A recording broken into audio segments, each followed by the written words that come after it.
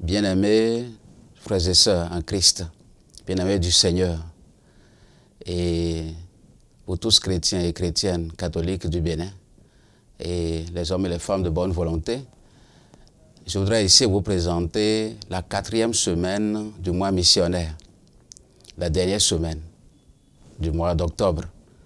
Et les activités qui sont organisées autour de ce mois portent autour de la figure du fondateur de la 4e œuvre. J'ai nommé le bienheureux Paolo Manna.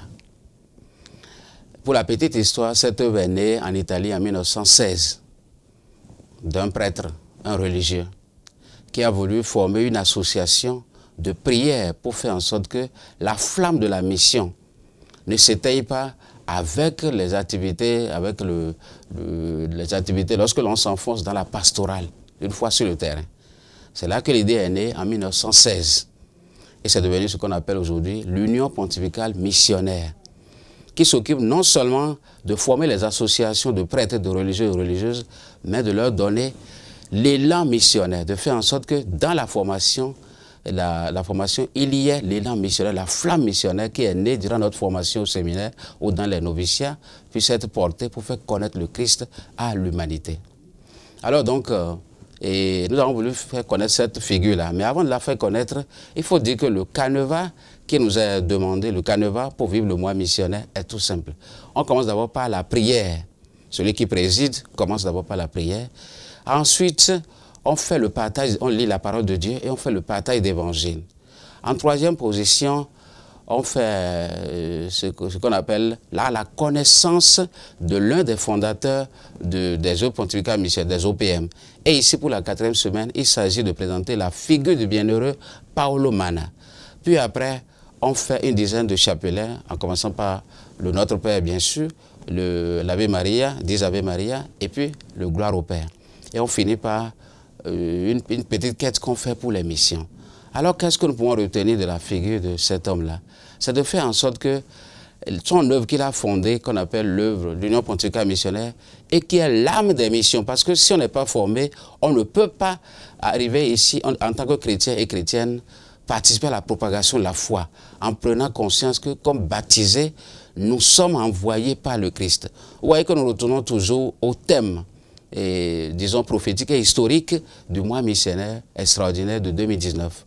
Baptiser et envoyer l'Église du Christ dans le monde. Donc, l'Union pontificale missionnaire fondée par Paolo Manna est l'âme des missions. Sans la formation à la base, on ne peut pas participer à la propagation de la foi. On ne peut même pas aussi travailler au niveau de l'enfance missionnaire et on ne peut pas aussi contribuer à l'émergence, à l'éclosion des vocations missionnaires. Donc le Paolo Manna, avec cette 4e semaine, vient nous dire que nous sommes tous envoyés. Et nous devons à nous constituer tel que les missionnaires étaient envoyés 2 par 2. C'est comme cela que nos associations, nos groupes de prière, nos mouvements d'action catholique doivent être des leviers pour la mission, parce que la mission nous concerne tous. Baptisés, nous sommes envoyés par le Christ. Et cela est très important pour chacun de nous. Donc nous demandons donc aux communautés ecclésiales de base, les CEB, ou bien communautés ecclésiales vivantes de base, CEVB, au groupe de prière, le renouveau charismatique par exemple, nous demandons aussi à la Légion de Marie, le Sacré-Cœur, Maman Chérie, tous les groupes que nous connaissons, les chorales que nous connaissons, de prendre au sérieux ce mois missionnaire qui va s'ouvrir dès demain et qui sera clôturé, qui va s'achever le 31. Nous sommes appelés donc tous, autant que nous sommes, comme membres de l'Église, nous sommes appelés à vivre au rythme de la mission. Et donc ce canevas nous est proposé pour la 4e semaine, pour nous faire vivre, pour que nous n'allions pas de façon dispersée. C'est un canevas. On peut l'enrichir selon les réalités de chaque diocèse, on peut l'enrichir selon les réalités de chaque prière. Mais ce serait dommage qu'on passe tout ce mois missionnaire sans pouvoir donc vibrer au rythme des missions. C'est ce à quoi je nous invite. Je finis par lancer un appel à tous. Nous sommes tous concernés.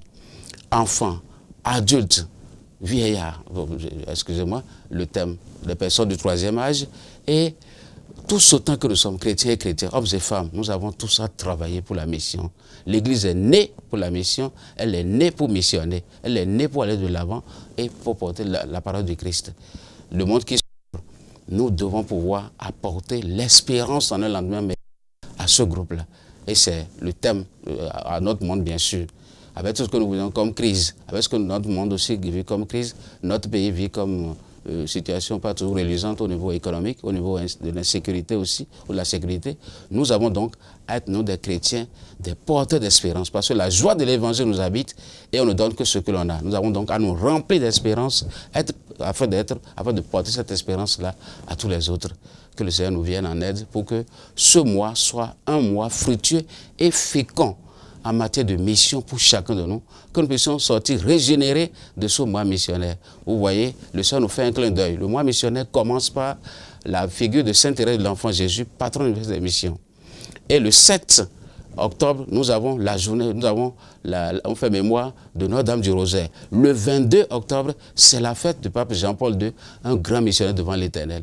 Nous avons donc à prier tous ces missionnaires-là pour qu'ils interviennent pour nous, pour que nous aussi, nous puissions devenir à la fin du mois d'octobre et pour le reste de notre vie, des disciples missionnaires de Christ.